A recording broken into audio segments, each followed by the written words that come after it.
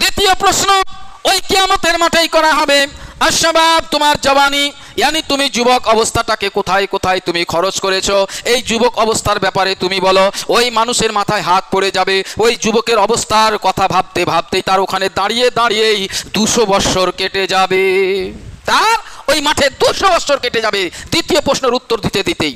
মুআজ্জাজ সামিঈন কিরাম, তাই আল্লাহ রাব্বুল আলামিন বলছেন এই কোরআন এমন একটা বাস্তব জ্ঞান, এমন একটা বাস্তব জ্ঞানে পরিপূর্ণ, যা তোমরা আল্লাহর হুকুম অনুযায়ী যদি তোমরা চলো পথ নিদর্শনা, এই কোরআন তোমাকেই দেখাবে এই দুনিয়াতে কিভাবে চলতে হবে, কিভাবে উঠতে হবে, কিভাবে বসতে হবে, কিভাবে সংসার জীবন যাপন করতে হবে, যাতে তোমার আখিরাতের মধ্যে ওই সওয়াল জবাবের আসানি হয়, কবরের সওয়াল জবাবে আসানি হয়। মুআজ্জাজ সামিঈন কিরাম, ওই 5টা প্রশ্ন ব্যতীত কেউ কিয়ামতের মাঠ থেকে এক পা হিলতে পারবে না। হযরতে লুকমান আলাইহিস সালাম একজন জালিলুল কদর পয়গম্বর, আল্লাহর নবী ছিলেন। তিনি হচ্ছেন, আপনারা শুনেছেন, হযরতে আইয়ুব আলাইহিস সালাম, যিনাকে আল্লাহ এমন পরীক্ষা নিয়েছিলেন যে তিনার মাল ধন সম্পদ আল আওলাদ সব একেবারে ধ্বংস করে দিয়েছিলেন, আগুন লাগিয়ে দিয়েছিলেন।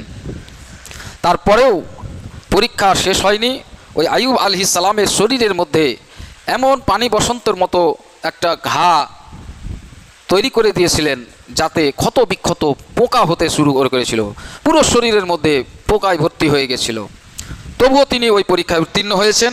তিনারই ওই আইয়ুব আলাইহিস সালামের ভাগনা, তিনার নাম হচ্ছেন হযরতে লুকমান আলাইহিস সালাম। কারণ সুবহানাল্লাহ, ওনারই নামে নামে একটা এই সূরা আল্লাহ পাক নাজিল করেছেন, যে সূরাটার নাম রেখেছেন সূরা লুকমান। যিনি ব্যবসাতে হাকিম ছিলেন, তিনি সর্বপ্রথম হাকিম। হিকমত, আপনারা জানেন হাকিম কাকে বলে, জজ কোর্টের উকিল হাকিম নয়, গাছগাছালির ওষুধ, দুনিয়ার যাবতীয় যা অসুখ বিসুখ আছে এই সমস্ত অসুখ বিসুখের শিফা কোন গাছে কোন ওষুধটা কোন গাছে লাগবে, তিনাকে আল্লাহ পাক সেই জ্ঞান দান করেছিলেন। যাই হোক, এই সূরা নাজিল হয়েছিল, সূরা নাজিল হলো আলিফ লাম মিম থেকে। ওই আয়াত মুক্তিয়াত, यानी আলিফ লাম মিম, ওই মুক্তিয়াত আয়াত থেকেই সূরা নাজিল হলো। আল্লাহ পাক বললেন আলিফ লাম মিম তিলকা আয়াতুল কিতাবিল হাকিম, এইগুলো বাস্তব জ্ঞানে পরিপূর্ণ একটা কিতাবের আয়াত। এই কোরআন একটা বাস্তব জ্ঞানের পরিপূর্ণ আয়াত, यानी এই কিতাবের মধ্যে এমন কি নাই যা আপনি খুঁজে পাবেন না। শুধু একমাত্র যদি বলা হয় ভুল নাই, এই কোরআনের মধ্যে ভুল নাই। এবার একজন বলছে যে কোরআনের মধ্যে ডিজেল পেট্রোল এগুলা কিছু আছে। মুআজ্জাজ সামিঈন ইকরাম, যেমন সমুদ্রের মধ্যে মণি মুক্তা থাকে, হীরা থাকে, বিভিন্ন ধরনের খনিজ সম্পদ থাকে, কিন্তু সবারই পক্ষে কি সম্ভব যে ওই সমুদ্র থেকে মণি মুক্তা হীরা তুলে নিয়ে আসার?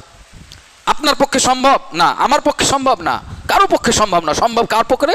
ডুবুরিয়ার পক্ষে, যারা এই সব কাজে মাহির, যারা এই সব কাজে মাহারত হাসিল করেছে, যারা ডুব দিয়ে মণি মুক্তা সমুদ্রের গর্ভ থেকে তুলে নিয়ে আসছে। যদি সবাই পারতো তাহলে কি করতো, আমরাও ঝাঁপ দিতাম যে সমুদ্রে, এই আইরনে আর পড়ে থাকতাম না। কোথায় সমুদ্র আছে সেই সমুদ্রের পাড়ে গিয়ে বাড়ি করে সেখানে সমুদ্রে ঝাঁপ দিয়ে মণিমুক্তা তুলে আনতাম। মুআজ্জাজ সামিঈন ইকরাম, আপনিও সেম সবাই। তো মুআজ্জাজ সামিঈন, এই কোরআন এমনই কিতাব আছে, যেমন ডুবুরিয়া ছাড়া মণিমুক্তা হীরা পাওয়া যায় না, তেমনই একটা ইলমে জ্ঞান, যাকে আল্লাহ পাক জ্ঞান দান করেছেন। বিশাল বড় বড় বিশারদ ইমামগণ যারা জ্ঞান অর্জন করেছেন, যাদের পক্ষে সম্ভব এই কোরআন থেকে বের করেছেন। এমনকি তাফসীর কারক হযরতে আব্বাস রাদিয়াল্লাহু তাআলা আনহু, তিনি বর্ণনা করেন যে এই কোরআনে তোমরা যা বলছো যে এমন কি নাই, যদি হযরত আব্বাস বলছেন যদি আমার উটের ওই দড়িটা যদি হারিয়ে যায় কোথায়, তা আমাকে খুঁজতে হবে না, আমি কোরআন থেকেই বের করে নেব। কোন সুবহানাল্লাহ, আমি কোরআন থেকেই বের করে নেব আমার উটের দড়িটা কোথায় আছে পড়ে। তাহলে এই কোরআনে কি নাই? খালি আমরা কোরআন তো পড়তে জানি না। এখন বয়োজ্যেষ্ঠ মানুষ যারা আছে, নামাজি হয়েছে, ভবিষ্যৎ যদি কোনোদিন ধরে নি যে চাচা আলহামদ সূরাটা বলেন তো, এমনভাবে বলবে যেন তুর পাহাড় তার মাথার উপরে চেপে গেছে। ওই সব লোক আর কি করে খুঁজে পাবে যে কোরআনে কি আছে আর কি নাই? বলেন, যে একটা আয়াত তিলাওয়াত করতে যদি তার মাথার উপরে তুর পাহাড় চেপে যায়, তাহলে কি করে সে খুঁজে পাবে? আমি এর আগে বলেছিলাম যে একটা কোরআনের একটা আয়াতের একটা জ্ঞান বের করতে, একটা আয়াতের তাফসীর বের করতে, একটা আয়াতের মানে মতলব বের করতে সঠিকভাবে 18 রকমের জ্ঞানের প্রয়োজন আছে। 18 রকমের জ্ঞানের প্রয়োজন আছে, এর আগেও বলেছিলাম। তার জন্য আল্লাহ পাক বলছেন তার মধ্যে 18 রকমের জ্ঞান কার আছে? বলে বড় বড় মুহাদ্দিসগণ, মুহাক্কিকগণ, যিনারা হাদিস বিশারদ, যিনারা হাদিসকে ফলো করে, হাদিসকে রিসার্চ করে, কোরআনের আয়াত থেকে তিনারা আমাদের জন্য প্রয়োজনীয় জিনিসগুলো বের করে মাসলা মাসাইল আমাদেরকে দিয়ে দিয়েছেন। আল্লাহ পাক বললেন হুদাম ওয়া রাহমাতাল লিল মুমিনিন, এইগুলো বাস্তব জ্ঞান পরিপূর্ণ এমন কিতাবের আয়াত যা পথ নিদর্শনা ও দয়া সৎকর্ম পরায়ণদের জন্য, যারা সত্য পথে চলে পথিক তাদের জন্য হচ্ছে এটা পথ নিদর্শন। তারা যদি পথ খুঁজে না পায় এই কোরআন থেকেই তারা পথ খুঁজে পেয়ে নেবে। ওই সব লোক আল্লাযীনা ইউকিমুনাস সালাতা ওয়া ইউতুনাস যাকাতা ওয়া হুম বিল আখিরাতি হুম ইউকিনুন, ওই সব লোক যারা নামাজ কায়েম রাখে এবং যাকাত প্রদান করে এবং আখিরাতের উপরে নিশ্চিতভাবে বিশ্বাস রাখে, ওই সব লোকেদের জন্যই হচ্ছে এটা হিদায়াতের পথ নিদর্শনা। এই কোরআনের সমস্ত আয়াতগুলো যারা নামাজ পড়বে, যারা রোজা রাখবে, যারা যাকাত প্রদান করবে, এক কথায় যারা আল্লাহর হুকুম অনুযায়ী এই দুনিয়াতে তারা বসবাস করবে, এমনকি এই দুনিয়ার বসবাস করার পরে তাদের অন্তরের মধ্যে আখিরাতের উপরে একেবারে নিশ্চিন্ত 100% একবারে বিশ্বাস থাকবে যে আমাকে মরার পরে কবরে হাসরে যেতে হবে, কাল কিয়ামতের মাঠে যেতে হবে। হে আমার ব্রাদারেরা, কাল কিয়ামতের মাঠে আল্লাহ আপনাকে 5টা প্রশ্ন করবেন। 5টা প্রশ্নের মধ্যে প্রথম প্রশ্ন হবে তুমি সারা জীবন কি করে এলে। আপনি বলবেন আমি ছোট থেকে বড় হয়েছি, বিবাহ করেছি, 5টা ছেলের বাপ হয়েছি, তারপরে 5 বিঘা জমি কিনেছি, 5টা বিল্ডিং তৈরি করেছি, 5 লাখ টাকা ব্যাংকের মধ্যে অ্যাকাউন্টে জমা করে রেখে এসেছি, তারপরে বার্ধক্য অবস্থায় 62 বৎসরে 60 বৎসরে আমি মারা গেলাম। দ্বিতীয় প্রশ্ন ওই কিয়ামতের মাঠেই করা হবে আশবাব তোমার জওয়ানি, यानी তুমি যুবক অবস্থাটাকে কোথায় কোথায় তুমি খরচ করেছো, এই যুবক অবস্থার ব্যাপারে তুমি বলো। ওই মানুষের মাথায় হাত পড়ে যাবে, ওই যুবকের অবস্থার কথা ভাবতে ভাবতেই তার ওখানে দাঁড়িয়ে দাঁড়িয়েই 200 বৎসর কেটে যাবে, তার ওই মাঠে 200 বৎসর কেটে যাবে দ্বিতীয় প্রশ্নের উত্তর দিতে দিতেই।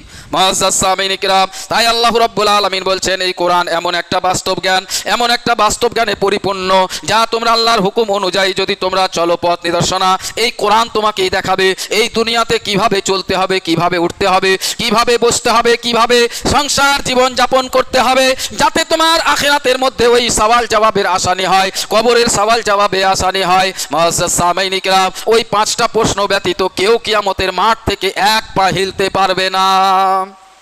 তাই আল্লাহ রাব্বুল আলামিন বলেন উলাইকা আলা হুদাম মির রাব্বিহিম ওয়া উলাইকা হুমুল মুফলিহুন, তারাই আপন প্রতিপালকের হিদায়াতের উপর রয়েছে এবং তারাই সফল কাম করেছে। কারা? যারা নামাজ কায়েম করেছে, যারা যাকাত প্রদান করেছে, যারা আখিরাতের উপরে বিশ্বাস স্থাপন করেছে, আর যারা এই দুনিয়াটাকে মোহ একবারে খেলাধুলায় ব্যস্ত করে রেখেছিল। আল্লাহ পাক বলেন ওয়া মিনান নাসি মান ইয়াশতারি লাহুল হাদিস লিয়ুদিল্লা আন সাবিলিল্লাহ, এবং কিছু লোক খেলাধুলার কথাবার্তা ক্রয় করে বলতে আয়াত নাজিল হয়েছিল খেলাধুলা এমন প্রত্যেক আশার এবং অযথা বস্তুকে বলা হয় যা মানুষকে সৎ কর্ম থেকে এবং কাজের কথাবার্তা থেকে অলসতায় ফেলে দেয়।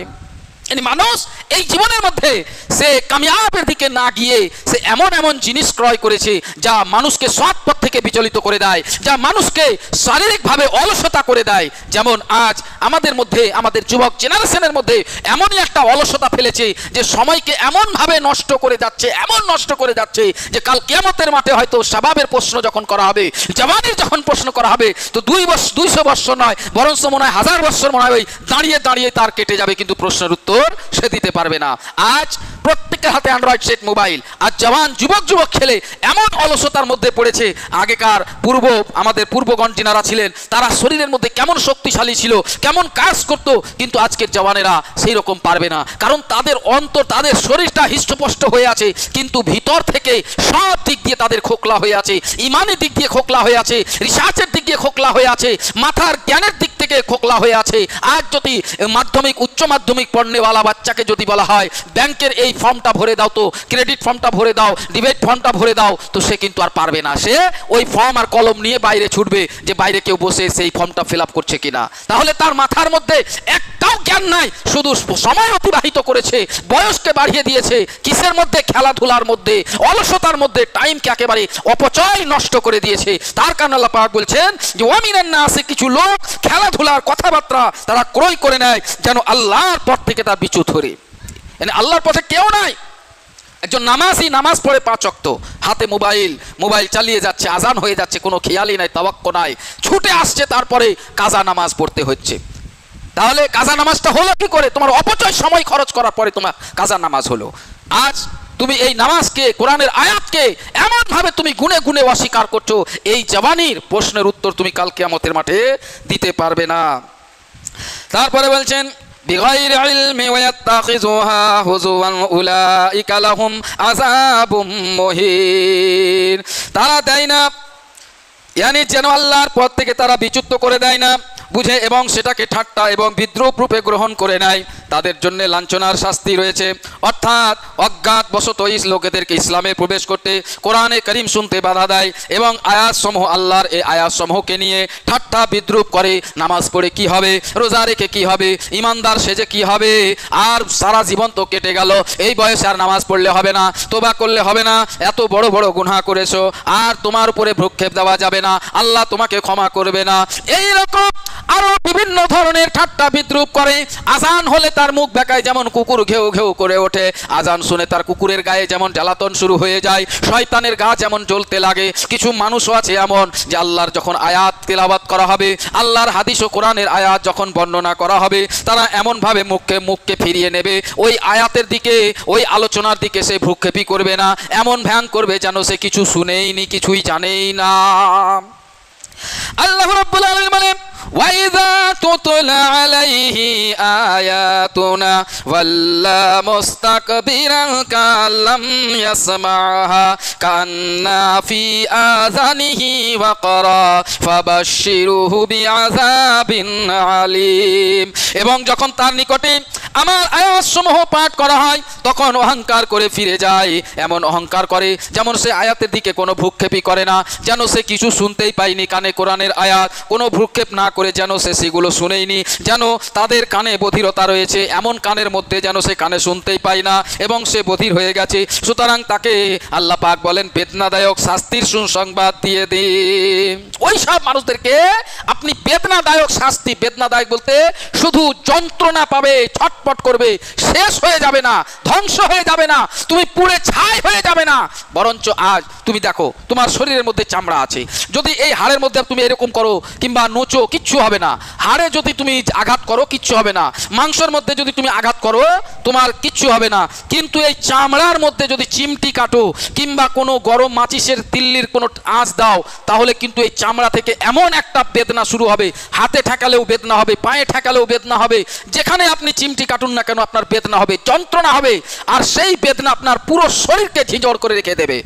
আপনার শরীরের পায়ের চামড়াতে যদি একটু আগুন ঠেকানো হয়, তাহলে শুধু পা ছটপট করবে তা না, পুরো শরীরটা আপনার ছটপট করে উঠবে, এটাকে বলা হয় বেদনাদায়ক শাস্তি। তো আল্লাহ পাক কাল কিয়ামতের মাঠে ওই রকম বেদনাদায়ক শাস্তি দেবেন যারা এই কোরআনের আয়াতকে ভ্রুক্ষেপ করে না, যারা মুখ ফিরিয়ে থাকে, যারা কোরআনের আয়াতকে শুনে না।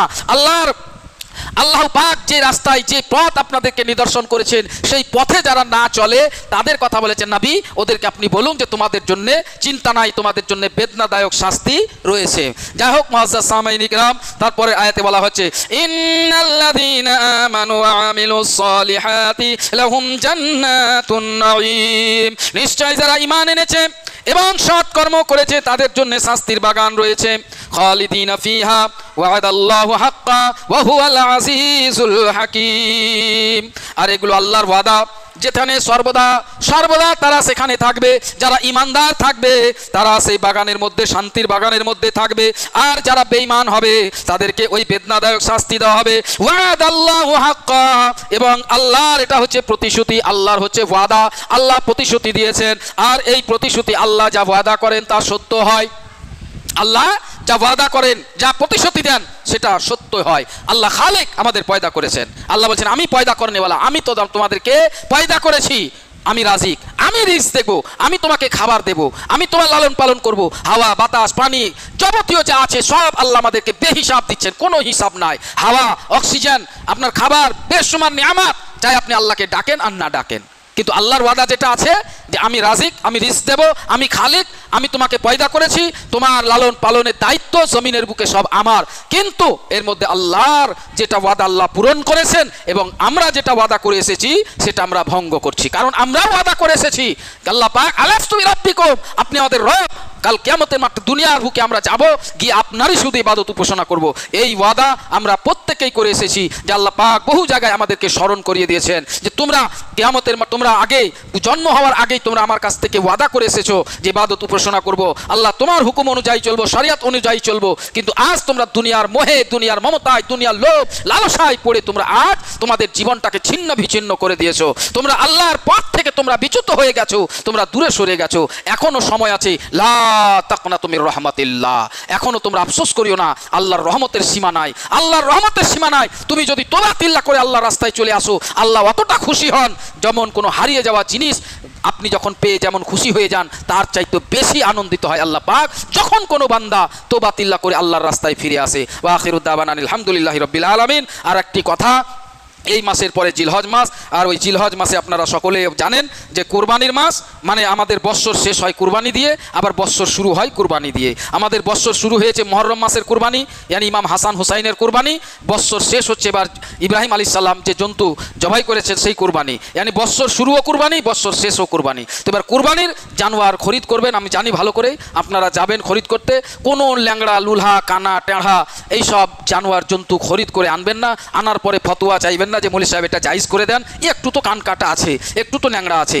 ভাইয়ের আমার, একটা মশলা জেনে নেবেন, আপনি হাট থেকে দেখে শুনে ভালো করে দাম দর করে ঠকেও আসবেন না যে হয়তো 10,000-এর জানোয়ার আপনি 20,000 নিয়ে চলে আসলেন কুরবানি বলে, তা না, ঠকেও আসবেন না। দাম দর করবেন, যত পারার চেষ্টা করেন কম করার চেষ্টা করবেন, কিন্তু ল্যাংড়া লুলহা এগুলা নেবেন না। হ্যাঁ, ল্যাংড়া লুলহার ব্যাপারে মশলা আরও আছে, অনেক মশলা মাসাইল আছে যেটা পরে বর্ণনা করব। যেমন আপনি হয়তো একটা জানোয়ার প্রথম বছর থেকে হয়তো পুষছেন, আপনার বাড়িরই জন্তু, ওটা ছাগল হোক গরু হোক আপনার বাড়ির। এবার দেখা গেল কুরবানি 2-5 দিন আগে একটা পা খাম হয়ে গেল, কিংবা কান কেটে গেল, কিংবা একটা হয়তো অর্ধেক সিং ভেঙে গেল লড়াই করতে, যে যা হোক কোনো কিছু খাম হয়ে গেল। তো দেখতে হবে যে আপনার বাড়ি থেকে যেখানে আপনি জবাই করবেন সে কুরবানি গাহ পর্যন্ত সে নিজে হেঁটে যেতে পারছে কিনা, চাহে ন্যাংড়ে হোক লুলে হোক। যেহেতু এটা আপনার বাড়ির জানোয়ার, আপনার বাড়ির জন্তু, আপনি পুষেছেন সারা বছর ধরে, অ্যাক্সিডেন্ট একটা হয়ে গেল এমার্জেন্সিতে, তখন আপনার ওটা কুরবানি হয়ে যাবে। কিন্তু ছাঁটাই বাছাই করে আপনি নিয়ে আসবেন, কম দাম করে ল্যাংড়া, লুলহা, কান কাটা, লেজ কাটা এগুলো আপনি নিয়ে এসে মশলা চাইবেন না। এটা প্রত্যেক বছরে আপনাদেরকে বলা হয়। আসসালামু আলাইকুম ওয়া রাহমাতুল্লাহি ওয়া বারাকাতুহু।